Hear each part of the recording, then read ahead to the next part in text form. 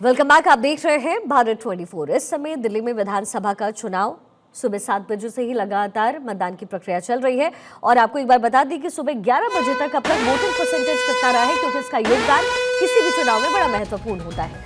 सुबह 11 बजे तक 19.95% वोटिंग अब तक दिल्ली में हो चुकी है। सेंट्रल दिल्ली में 11 बजे तक 16.46% वोटिंग, पूर्वी दिल्ली में 11 बजे तक 20.03% वोटिंग, नई दिल्ली में 11 बजे तक 16.80% वोटिंग हुई। वहीं उत्तरी दिल्ली में 11 बजे तक 18.63% वोटिंग हुई है। उत्तरी पूर्वी दिल्ली में 24.87% वोटिंग, उत्तरी पश्चिमी दिल्ली में 11 बजे तक 19.75% वोटिंग, शाहदरा में 23.30% वोटिंग हुई है अब तक। दक्षिणी दिल्ली में सुबह 11 बजे तक 19.75%, दक्षिण पूर्वी दिल्ली में सुबह 11 बजे तक 19.68% वोटिंग हुई। दक्षिणी पश्चिमी दिल्ली में तकरीबन 21.90% वोटिंग हुई है। पश्चिमी दिल्ली में 11 बजे तक 17.67% वोटिंग हो चुकी है।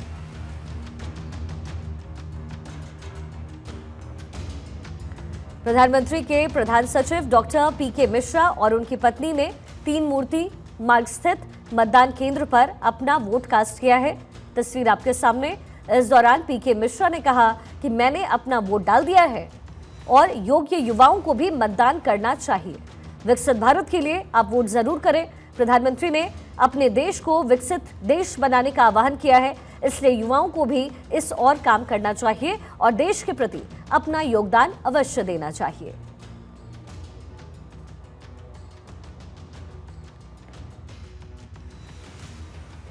तो इस समय मतदान की जो प्रक्रिया है वो लगातार चल रही है।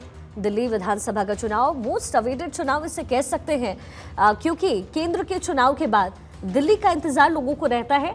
ये 8 तस्वीरें आपके टेलीविजन स्क्रीन पर इस समय जब दिग्गजों ने अपना वोट कास्ट किया है। अरविंद केजरीवाल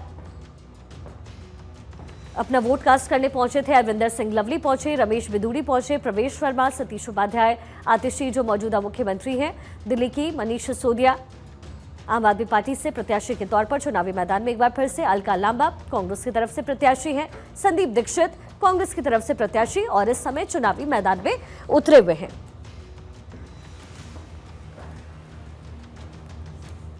हमारे साथ गेस्ट का बड़ा पैनल इस समय मौजूद है, उनका रुख करें, लेकिन उससे पहले हमारी पॉलिटिकल एडिटर अदिति नागर भी इस समय स्टूडियो में हमारे साथ मौजूद है।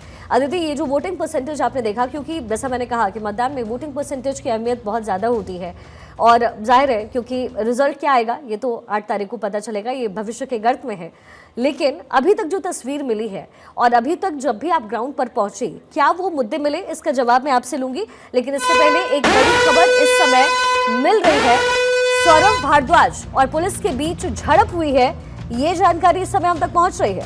सौरभ भारद्वाज ने पुलिस पर आरोप लगाया है, वोटर्स को रोकने के लिए बैरिकेडिंग लगाई गई है, ऐसा सौरभ भारद्वाज की तरफ से कहा गया है। अदिति, बिल्कुल, सौरभ भारद्वाज और जो आप बता रहे हैं कि पुलिस के बीच में खींचतान नजर आई है। हालांकि अब सौरभ भारद्वाज का पाला भी बदल चुका है, तो वो एक अलग मुद्दा है, लेकिन जाहिर तौर पर चुनाव के दौरान इस तरह की खींचतान देखने को मिल सकती है। कई बार पुलिस समर्थकों को पीछे कर देती है, कई बार समर्थकों भीड़ को लेकर पुलिस सिस्टम को बैठाने की कोशिश करती है, तो नेता नाराज हो जाते हैं। तो इस तरह की झड़प की बातें अभी तो जैसे जैसे समय बढ़ेगा बहुत सारी चीजें सामने आएंगी कि वहां उस किसी बूथ पर ऐसा हुआ, किसी पोलिंग जगह ऐसा हुआ, पुलिस पर भी आरोप लगेंगे, जो पार्टी हारती नजर आएगी वो जरूर बहुत तमाम तरीके की बातें कहेगी।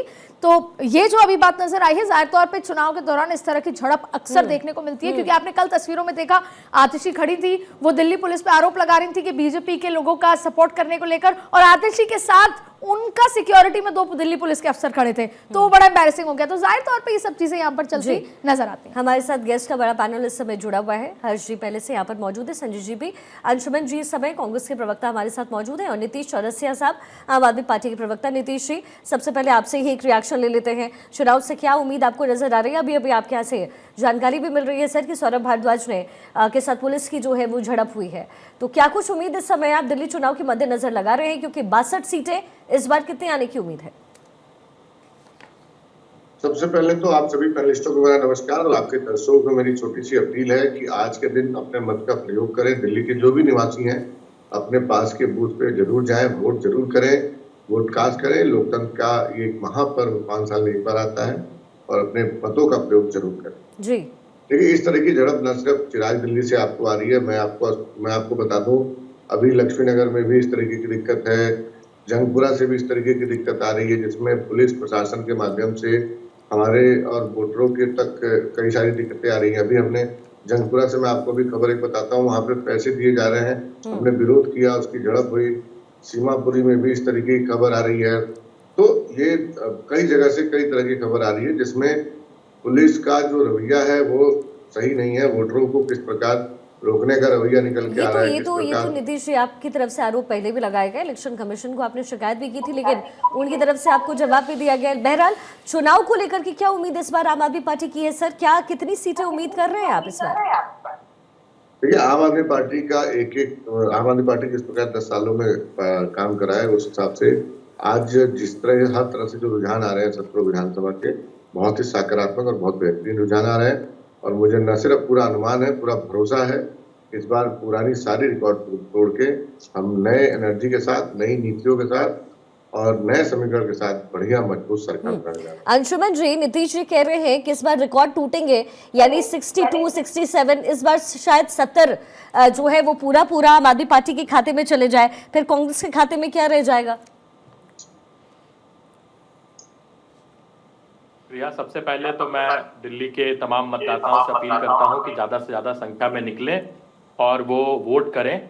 और जो हमारे आपके प्रवक्ता कह रहे थे कि सारे रिकॉर्ड टूट जाएंगे, रिकॉर्ड तो बहुत चीज़ों के इन्होंने तोड़ दिए 10 सालों में। इन्होंने भ्रष्टाचार का रिकॉर्ड तोड़ दिया, सिटिंग मुख्यमंत्री, उप मुख्यमंत्री, तमाम कैबिनेट जो है, इनकी कैबिनेट की बैठकें जो है सो जेलों से होने लगी। इन्होंने 10 साल में आरोप प्रत्यारोप की राजनीति के सारे रिकॉर्ड तोड़ दिए।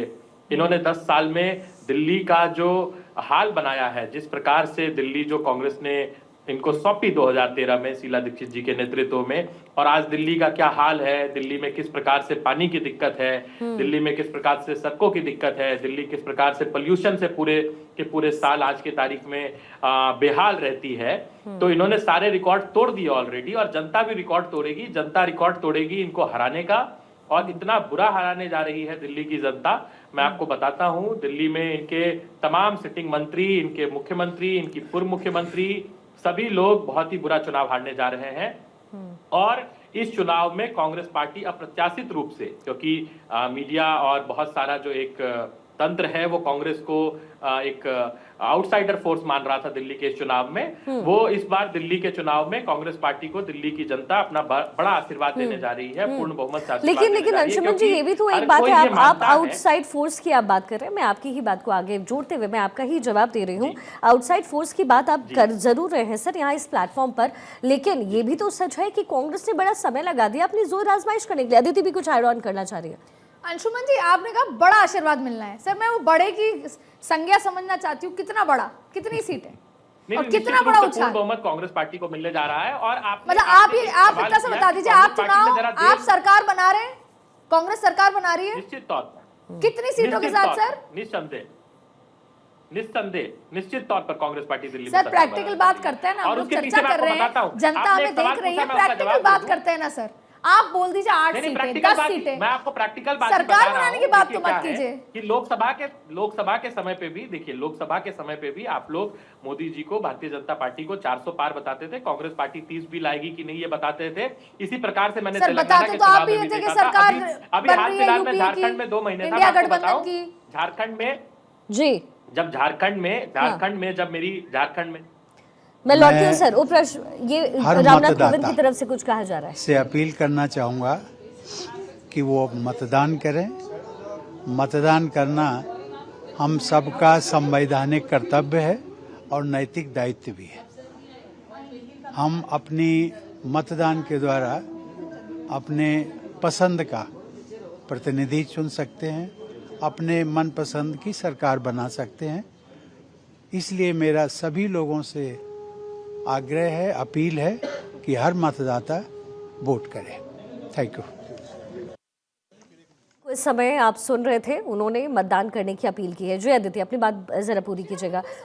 फिर अरविंद जी भी हमारे साथ बीजेपी के प्रवक्ता जुड़े हुए। जी अदिति। अंशुमन जी से सिर्फ इतना समझना है कि अभी भी आपने हरियाणा की हार देख ली, आपने महाराष्ट्र में इतनी बुरी हाल देख ली, आप अभी भी 2024 के 400 पार को लेके बैठे। सरकार तो बीजेपी की है ना, एनडीए की है ना। आपने 99 के बाद भी आपको इतना कॉन्फिडेंस है। अभी हरियाणा में प्रैक्टिकली भारतीय जनता पार्टी के कितने चांसेस थे, लेकिन उन्होंने सरकार बनाई क्योंकि उन्होंने ग्राउंड पे काम किया था। चलिए ठीक है, उम्मीद पे दुनिया कायम होती है कि दिल्ली में जो हमारी तैयारी है जी, वो बाकी दोनों पार्टियों चलिए ठीक है अंशुमन जी, उसके लिए आपको पहले से मैं बधाई दे देती हूँ। अगर आपने ये उम्मीद जाहिर की है तो ठीक है, अच्छी बात है, ये पॉलिटिकल पार्टी की होनी भी चाहिए। अरविंद जी बीजेपी के प्रवक्ता भी हमारे साथ इस समय कनेक्टेड है। अरविंद जी, बहुत सारे आरोप प्रत्यारोप लगते रहे, बार बार अरविंद केजरीवाल कहते रहे कि भाई हम तो काम करना चाहते हैं, अगर कोई फोर्स हमें रोक रहा है दिल्ली में काम करने से, यमुना को साफ करने से, प्रदूषित हवा को साफ करने से, तो वो है बीजेपी। और आज इसका फैसला होने वाला है सर। जी जी, निश्चित रूप से आज फैसला हो जाएगा। और अरविंद केजरीवाल ने जो 10-11 साल में दिल्ली को बदहाल बनाया है, जैसे सड़कों को गड्ढा युक्त बना दिया है, पीने के लिए स्वच्छ पानी नहीं है और सारी की सारी व्यवस्थाएं चरमराई हुई हैं, उसका जवाब दिल्ली की जनता देने जा रही है। जब पिछला चुनाव लड़ रहे थे और उसके पहले का चुनाव लड़ रहे थे केजरीवाल जी, तब भी उनको पता था कि दिल्ली कोई स्वतंत्र राज्य नहीं है, केंद्र और राज्य सहयोग से ही चीजें चलती हैं, दोनों मिलकर चीजों को आगे ले जाते हैं। तब वो बच्चे नहीं थे, उन्होंने कहा मैं करके दिखाऊंगा। जो अच्छी चीजें हो जाती हैं वो कहते हैं कि ये हमने किया है, मेरे खाते में है, और जो नहीं कर पाते हैं उसको दूसरे के ऊपर मढ़ देते हैं। मैं कहता हूं पलायन करने से, भागने से चीजें नहीं होती है। अच्छी चीजें हो, बुरी चीजें हो, दोनों की रिस्पांसिबिलिटी आपको लेनी होती है। 11 साल पहले कहा था यमुना को साफ करेंगे, 5 साल फिर बाद उन्होंने कहा कि पिछली बार नहीं कर पाया, माफी मांगता हूं, अगली बार कर दूंगा। और इस बार कह रहे हैं कि कोविड आ गया, करने नहीं दिया गया, ये बहाने सर, हैं। ये तो चलिए आम आदमी पार्टी ने अपनी तरफ से जो कहा, मैंने जैसे कहा कि पॉलिटिकल पार्टीज अपने हिसाब से बात करती है, लेकिन जनता को भी तो आप पे भरोसा होना चाहिए सर, वो भी तो चेहरा ढूंढ रही है। जी जी जी, देखिए रणनीति के तहत बहुत सारे स्टेट में आपने देखा होगा, कई बार हम मुख्यमंत्री का चेहरा घोषित नहीं करते हैं, इसमें कोई बड़ी बात नहीं है। 2017 में जब हम उत्तर प्रदेश में गए थे तो हमने कोई मुख्यमंत्री का चेहरा घोषित नहीं किया था। हमारे पास एक बड़ा लीडरशिप है, बड़ा चेहरा है, मोदी जी का नेतृत्व। चलिए सर, मैं सीट अभी सर, क्योंकि मेरे पास समय कम है, 2 और मेहमान है। अरविंद सर, मैं आपसे बस एक सवाल पूछना चाहती हूँ, कितनी सीटें आ रही हैं आपको? देखिए मैं आपको बताऊं एग्जैक्ट नंबर कितना है ये तो कोई नहीं बता सकता आसपास बता दीजिए, आसपास। 2 तिहाई बहुमत से भारतीय जनता पार्टी दिल्ली के अंदर सरकार बना रही है। चलिए ठीक है। संजय जी, आपने पॉलिटिकल पार्टीज के जो रिएक्शंस है वो सुने, आपको क्या लगता है धरातल पर कौन से वो मुद्दे हैं? यमुना का तो है ही मुद्दा, प्रदूषण का मुद्दा है, लेकिन जनता के दिल तक क्या पहुंच रहा है, ये बड़ा इंपॉर्टेंट है। कौन से वो मुद्दे हैं जो जनता के दिल तक पहुंच रहा है? क्या चुनावी इस पूरे रण में जो रुख है वो मुड़ने वाला है आपके हिसाब से? बहुत सारे फैक्टर हैं, बहुत सारे फैक्टर हैं। जैसे कि सिर्फ यमुना एक इकलौता फैक्टर नहीं है। अरविंद केजरीवाल पे लगे हुए इल्ज़ाम, अरविंद केजरीवाल का गिरता ग्राफ, ये सारी चीज़ें जो हैं एक तरफ हैं। दूसरी तरफ जो ये फ्रीबीज कह ले या जो इन्होंने अपने उसमें मैनिफेस्टो में चीज़ें निकाल रखी हैं, आम आदमी पार्टी ने निकाल रखी है, बीजेपी ने निकाल रखी है। तो बीजेपी ने जो आम आदमी पार्टी ने कर रखा है उससे एक कदम बढ़ के सब कुछ कर रखा है अपनी तरफ से प्रॉमिसेस। ये सारे फैक्टर काउंट होंगे। और सबसे आखिरी में आता है इमोशनल फैक्टर, जनता का इमोशनली कौन जनता को अपनी तरफ खींच पाता है, वो सबसे इंपॉर्टेंट है। पिछले 2 बार से अरविंद केजरीवाल बहुत इमोशनली कनेक्टेड थे अपने जनता से, तो उसकी वजह से वो जीत के आ रहे थे। इस बारी जो उनका वो कनेक्शन टूट रहा है, छूट रहा है, उससे उनको सॉलिड नुकसान होगा। तीनों दम भर रहे हैं कि हम 2 तिहाई सरकार बनाएंगे, कांग्रेस भी कह रही है, बीजेपी भी कह रही है, आम आदमी पार्टी भी कह रही है, लेकिन मुझे कहीं ना कहीं 2013 रिपीट होता हुआ दिखाई देता है। ठीक है हर्ष जी, आपके हिसाब से क्या? और अदिति मैं आऊंगी क्योंकि 1-1 मिनट ही है मेरे पास, क्लोजिंग स्टेटमेंट मैं आपसे लूंगी। अदिति जी, हर्ष जी। देखिए दिल्ली में तो फाइट सीधा सीधा भाजपा और आम आदमी पार्टी के बीच में है, और जैसे कि संजय जी ने कहा बहुत सारे मुद्दे हैं। सबसे बड़ा अब जो मुद्दा है कि आपने केजरीवाल ने जो सरकार बनाई वो एंटी करप्शन एक क्रूसेडर बन के आपने सरकार बनाई, और करप्शन के चार्जेस में सबसे ज्यादा आप घिरे हुए हैं। देखिए आम आदमी पार्टी कहती है ये भाजपा का षड्यंत्र है, और कई बार कांग्रेस भी यही बात कर देती है, लेकिन जो कंप्लेंट हुई, जिन भी केसेस में अभी केजरीवाल अंदर गए और जिन केसेस में जांच चल रही है, सारी की सारी कंप्लेंट कांग्रेस की दिल्ली इकाई द्वारा की गई, और उसकी जांच फिर सरकारी तंत्र ने की, सरकार के तंत्र ने पाया कि हाँ ये इसमें लिप्त हैं, और फिर इनको अरेस्ट किया गया ईडी और सीबीआई के मामले में। तो कहीं ना कहीं ये जो पूरा प्रश्न चिन्ह उनकी उस पे लगा है, ऑनेस्टी पे लगा है, वो सबसे बड़ा फैक्टर रहेगा। लेकिन ये फैक्टर काम करता है है या नहीं, ये देखना दिलचस्प रहने वाला है। अदिति, आप तो ग्राउंड पर उतरी हैं, इस समय दिल्ली की जनता का मूड क्या नजर आ रहा है? एंटी इनकम्बेंसी भी एक फैक्टर हो सकता है, या फिर बहुत ज्यादा भरोसा आम आदमी पार्टी पर, ये भी एक फैक्टर हो सकता है। कि देश की राजधानी दिल्ली है, यहाँ की जनता ट्रांजैक्शनल है। अभी तक भी जब भी सरकार उसने चुनी है, ट्रांजैक्शन की किससे क्या मिल रहा है वो विश्वास, तो ये बहुत नपी तुली तरीके से जनता इस पे तय करेगी। इमोशनल कनेक्ट कुछ नहीं है। दिल्ली की फास्ट लाइफ है, फास्ट जीवन है, पैसा कमाना है, ट्रांजैक्शनल यहाँ पर तरीका होता है वोट देने और लेने का। अब दूसरी बात आप समझ लीजिए, ये चुनाव किसी के लिए आसान नहीं है। पूरी ताकत बीजेपी ने लगा दी है, अरविंद केजरीवाल ने लगा दी है, और अपनी जितनी भी ताकत बची है कांग्रेस ने भी लगाई। बिल्कुल। सवाल यह है कि कांग्रेस कितना ज्यादा वोटिंग परसेंटेज अपना बढ़ा पाती है जिससे डेंट होगा अरविंद केजरीवाल को, और अरविंद केजरीवाल अपने झुग्गी के वोट कितने इंटैक्ट रख पाते हैं। और तीसरी बड़ी बात है कि भारतीय जनता पार्टी की हर तरह के हर मोर्चे पर जो ताकत लगाई है, उसमें मिडिल क्लास कितना इंटैक्ट रहता है। वो सारा वोटर, वो 52 विधानसभाएं जिसने लोकसभा में बढ़त दिखाई थी, वो विधानसभा में कितनी बढ़त दिखाते हैं। यही पूरी एक समावेशी तरीके से इसको समझा जा सकता है, और समझा जा सकता है, बूझा जा सकता है। लेकिन जो समझ में आने वाला है वो 8 को समझ में आएगा कि जनता ने किस बात को अपने मन तक उतारा है। वो फ्रीबीज है, वो कौन से चुनावी मुद्दे थे जो जनता के दिल तक पहुंचाए। बहुत बहुत शुक्रिया आप सभी का। लेकिन इसी बीच एक बड़ी खबर मिल रही है प्रयागराज से। महाकुंभ में स्नान के बाद प्रधानमंत्री मोदी की तरफ से एक्स पर पोस्ट किया गया है। महाकुंभ का उन्होंने जिक्र किया है। इस पोस्ट में उन्होंने लिखा है, महाकुंभ में आकर के धन्य हो गया हूं। संगम पर स्नान दिव्य जुड़ाव का एक क्षण है। मैं भक्ति की भावना से परिपूर्ण लग रहा हूं। ये प्रधानमंत्री मोदी की तरफ से एक्स पर पोस्ट किया गया है। अब से कुछ ही देर पहले महाकुंभ में प्रधानमंत्री मोदी की मौजूदगी थी। संगम नगरी में वो मौजूद थे। आस्था की डुबकी उन्होंने लगाई। भारत 24 ने अब तक उन तस्वीरों को पहुंचाया और अब प्रधानमंत्री मोदी की तरफ से एक्स पर ये पोस्ट किया गया। ये 8 तस्वीरें अब से कुछ देर पहले की है, जो प्रधानमंत्री मोदी संगम नगरी पहुंचे हुए थे।